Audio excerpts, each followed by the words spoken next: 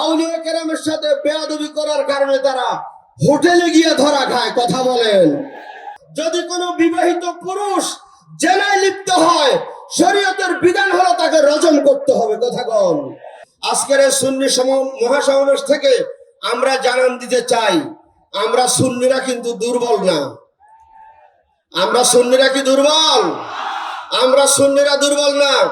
এই বাংলার জমিনে শাহজালাল মুজাররদি ইয়ামানী রহমতুল্লাহ আলাইহি এসেছেন, বিনা রক্তপাতে দ্বীনকে বিজয়ী করেছেন। সুন্নিরা রক্তপাত দিয়ে দ্বীনের বিজয় করে না, সুন্নিরা দ্বীনের বিজয় করে তাদের আমলের মাধ্যমে, তাদের তাকওয়ার মাধ্যমে, তাদের পরহেজগারির মাধ্যমে। ঠিক কি না? সুন্নিরা কখনো ইসলামের লেভেল লাগাইয়া ইসলামের নাম বিক্রি করে চলে না। ঠিক কি না?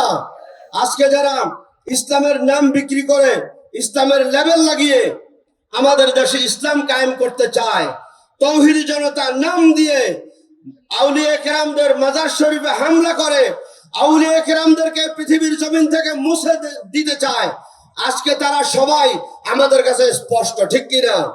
আমাদেরকে তাদের চিনতে হবে, গোটা জাতিকে চিনতে হবে, সরকারকে চিনতে হবে। আজকে তারা অলিয়া উলিয়াদের সাথে বেয়াদবি করার কারণে জায়গায় জায়গায় তারা আজকে লাঞ্ছিত হচ্ছে। ঠিক কিনা?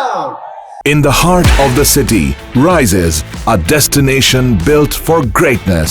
International Convention City, Bosundhara. Life takes a new course. আউলিয়া কেরামের সাথে বেয়াদবি করার কারণে তারা হোটেলে গিয়ে ধরা খায়। কথা বলেন।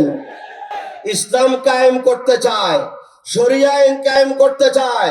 আজকে তোমরা যে হোটেলে গিয়ে ধরা খেয়েছ, ইসলামী শরীয়তের বিধান হলো যদি কোনো বিবাহিত পুরুষ জেনায় লিপ্ত হয়, শরীয়তের বিধান হলো তাকে রজম করতে হবে। কথা বল।